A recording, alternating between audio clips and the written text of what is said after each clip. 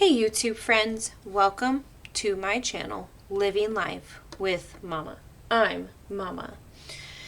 In today's video, I will be doing my $1 game envelope challenge, whatever you want to call it.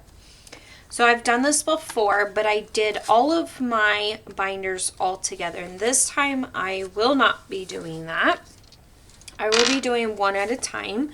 I do have them numbered all the way to 31. Right here you'll see the number 37, and we will not go past 31. But anyway, so I have two dice. I'm going to roll the first dice that tells us what row that we are in, and then I roll the second dice and it will tell us what column we are in, and that tells us what cash binder we will go to.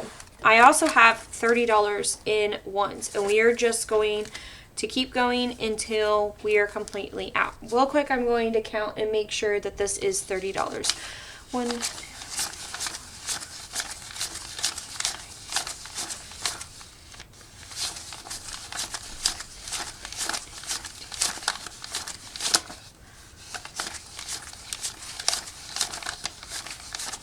Okay, so it is $30.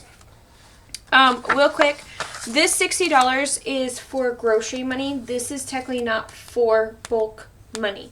So technically this does not have $1 in it. So I'm going to go ahead and put $1 in it. I just put the $60 in the bulk because I didn't want to be carrying around the $60 on top of the money that I'm already spending this week in groceries, because this $60 is just for backup for when I'm in a situation where I only have $40 or $50, whatever it is, to buy groceries that I can pull from here. All right. This technically is fully funded. So unless I roll to do this one, I'm not going to put a 1 in here.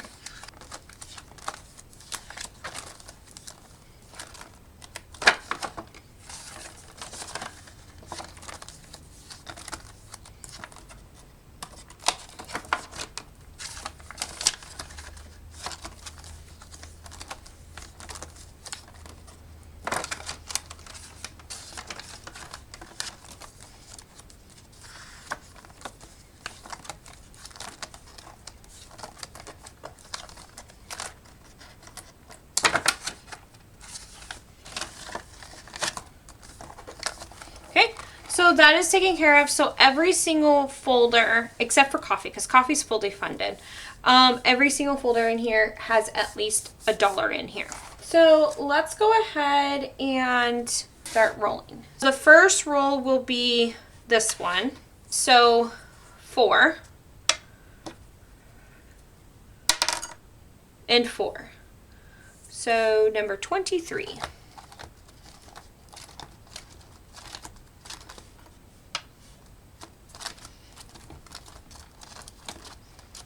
And that is debt credit cards. How awesome is that?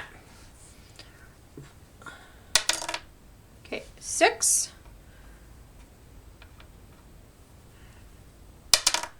And 5. So number 30. And that is teacher assistant.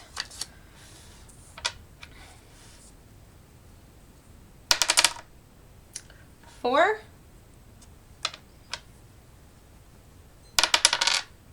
I will count that because it didn't fly off the table. And 5, which is 29.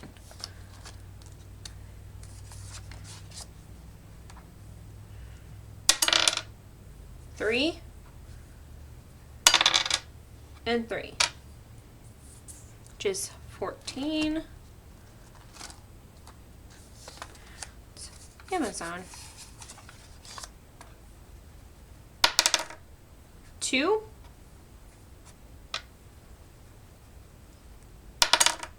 And 4, which is 22.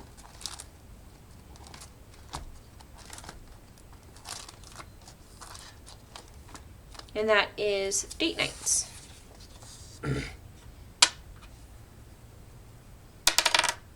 Okay, 5 and 6. We will not do 33 because we only have up to 31. So I'm going to go ahead and go to the first one. Actually, no, we're going to keep the 5, but I'm going to re-roll and see. 5. All right, 27, which worked out. Okay, so see, this is why I need to save for these game nights, for keeping you guys updated on my life, because now I'm like all talked out for 22. We're doing okay. Still don't have internet as I'm recording this. 6.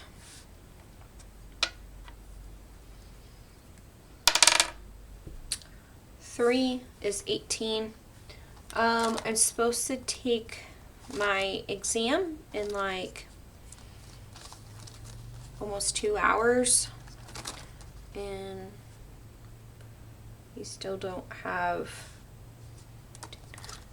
internet, which is pretty sad.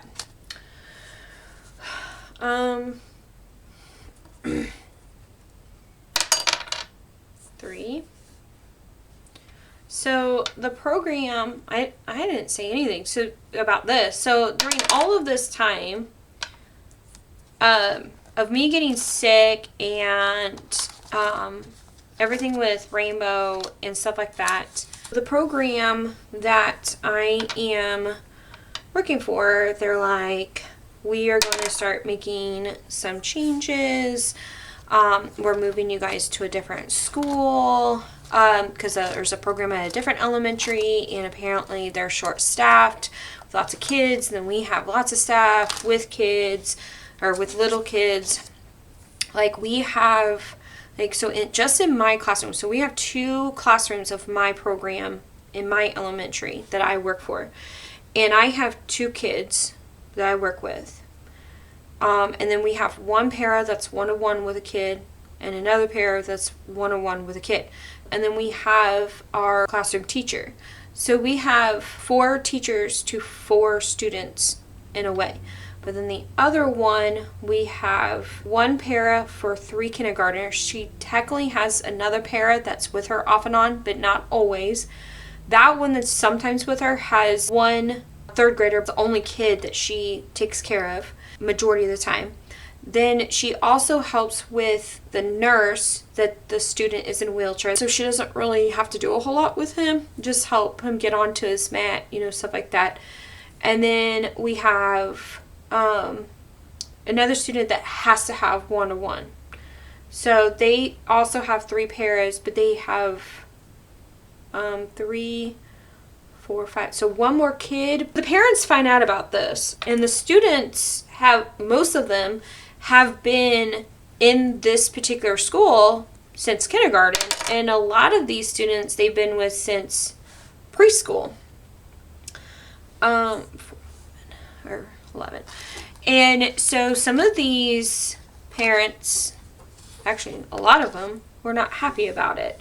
And there was one particular parent of one of our students that was very not happy about it, to the point where she wrote a petition and got this petition signed and everything. And apparently now we're not going anywhere, but we don't know what that means. We don't know what that looks like. All of that kind of stuff. So that has been a wonderful thing to have to be dealing with. And the school that we were being moved to is technically closer to me. The hours are more in line with my daughter's hours. But the other thing with this whole program being combined and stuff is that my classroom teacher, in a way, loses her job out of everybody. And because out of all of the teachers in between the 2 schools, she's been in the program the least. So she's the one that goes kicked out. in some form, which I think is ridiculous, but it is what it is. I don't get to make those choices. But the other thing is, this is not my forever job. My forever job is being in a classroom, being a classroom teacher. So when I applied for this job, I had already been a substitute para in this classroom, and she was the one that encouraged me to apply. Like, it literally was just me and her to begin with. And then after I started, they hired the 2 other paras that they have now. Which in the long run, they both end up having more experience than me. Which is fine. So, I want to be in this classroom. I don't remember if I told you or not, but I had worked in the other classroom. Completely different atmosphere. Completely. The classroom teacher does, like, a lot of the stuff. Like, she doesn't really allow the paras to do data. And I think I'm going to pick another one because I've gotten that 30 a lot. Okay. Like, when I got moved over there, I was bored out of my mind. Like, 100%, I was bored out of my mind. One, because the para that has the 3 kindergartners, she's got it.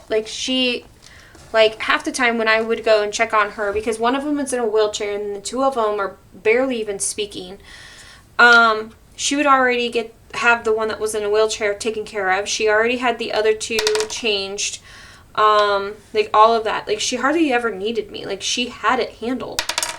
And majority of me would be taking the student that was in the wheelchair. So they technically have 2 students in a wheelchair. The kindergartner is in a wheelchair, and then they have a 3rd grader that's in a wheelchair. I would be taking her what's called adaptive PE because she's in a wheelchair. She can't do the things that they do in the other PE class. And so that was pretty much it. And then the student that I was mostly with, he was pretty independent with himself.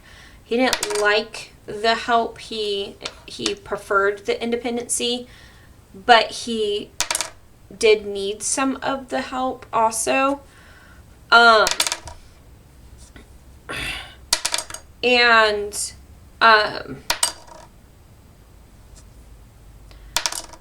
Like I said, I was bored out of my mind. And that was one of the reasons why I asked them to change me back. I'm like, I am literally bored out of my mind. And the classroom teacher did the data on math, did the data on reading, did the data on this. And she did all of it. And she was really good at her job. I'm not saying like she's bad. Like her classroom is extremely structured. She has her schedule down to the T of when she sees the students, and she has the minutes down to where she, if she's spending 10 minutes with that student, she is done on the dot. Sometimes she's like maybe a minute over, but not very often, and she's like on to the next student.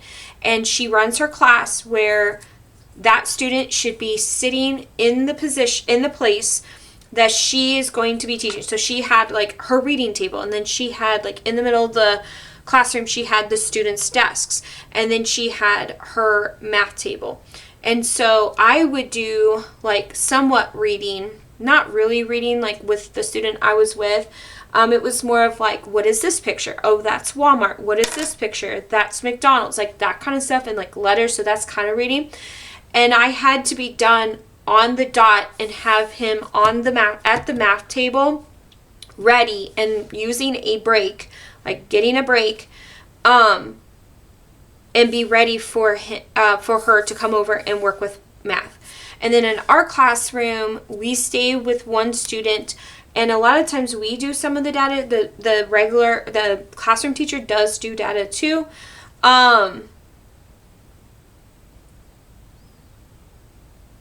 I am not. Okay, 3 and 1. Okay, so I need to.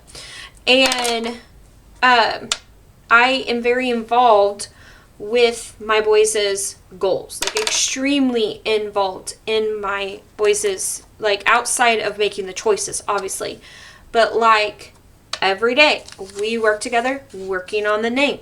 every day we're working on our numbers, we're working on writing, we're working on like literally everything to supplement being able to, when she takes the data, we've actually been working on it.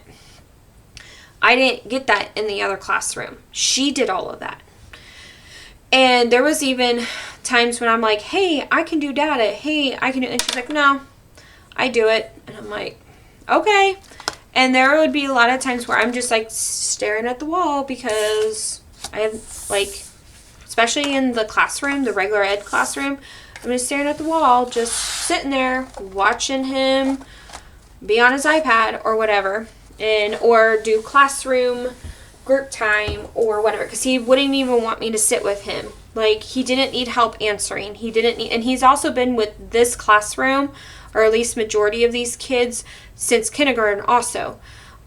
Technically, one of the boys that I have right now is supposed to be in 3rd grade, but they felt it was better for him to be held back, and he also needed separation from this particular student, which we didn't have the para for it. So it's very, very different, and I will probably end up being not stuck, but probably placed into her room, and it just like, she's not a mean person. She's not. She's just very, very, very structured. There's no talking. Like, it's extremely quiet all the time. Like, it doesn't feel like you can just have a conversation with somebody at all. And that's just how she runs her room. You go into our room, and I'm usually having conversation with the teacher while they're doing big brain breaks. Like, our students get a lot of big brain breaks where, like, on the big screen, they're, like, moving, and it's like a video. Or if the student's doing iReady, like, I can turn around and know that I can have a conversation with another one of my pairs. And, or vice versa. We're working with our students one-on-one. We're trying to get into a more of a schedule type thing where my boys go to the classroom teacher, or our classroom teacher, not the regular gen ed classroom, because like we obviously do that, but we do that. We're trying to get a little bit more structured, but then now like that class, this whole atmosphere is probably just going to end because we're not allowed to have this teacher anymore. It's just crazy, you guys. It is so crazy. Okay, so let's go over this real quick. So bulk items didn't get anything. I'm glad that I went ahead and put $1 in there because it wouldn't have gotten anything. Coffee, I am fully funded with coffee, but this is just $1 towards the next one. So that is awesome. Emergency funds didn't get anything. Furniture got $1, which is awesome. Like, it has a total of $2 now. Like, I think that $1 has been sitting there for quite some time. Holiday decor got $2 more added onto that. That is awesome also. This is the reason why I love doing this, because this allows me to be able to save up some things without thinking too much about it. House decor got another $1. Hey, house got nothing. Household got $1. Kitchen items didn't get anything. Meat funds didn't get anything. Month ahead did get, and I think I put $1 in meat funds before I started this. Sorry, month ahead got $2 more. Woohoo! Property taxes got nothing. Budget funding got $3. So that is awesome.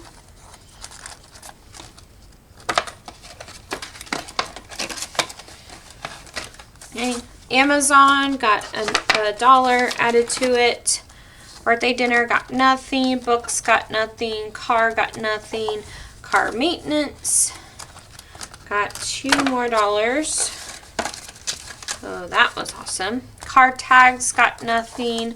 Classroom, I did add $1 into that, so that's pretty cool. Got $2. Clothes and shoes got nothing. Date night got $2 more, which is awesome. Debt credit cards got another $1. School donations got nothing. Graduation got another $1. Mother's Day got nothing. I really need to think about what kind of restaurant that we want to go to for Mother's Day, because I don't know where I want to go. New phone got $1. How awesome is that? Okay. No work days, didn't get anything. My back is starting to hurt. Retirement got another $1, which is, again, awesome. Teacher assistant got $2. And then test requirements got nothing. Okay. So that was nice and quick. That is it. That is the $30 game for this binder. If you enjoyed this video, please give me a thumbs up. And if you're not already, please subscribe down below. I'd really appreciate that. It would help me be able to build up my channel. Yeah, so that is it for this binder. As always, have a wonderful week. Bye, guys.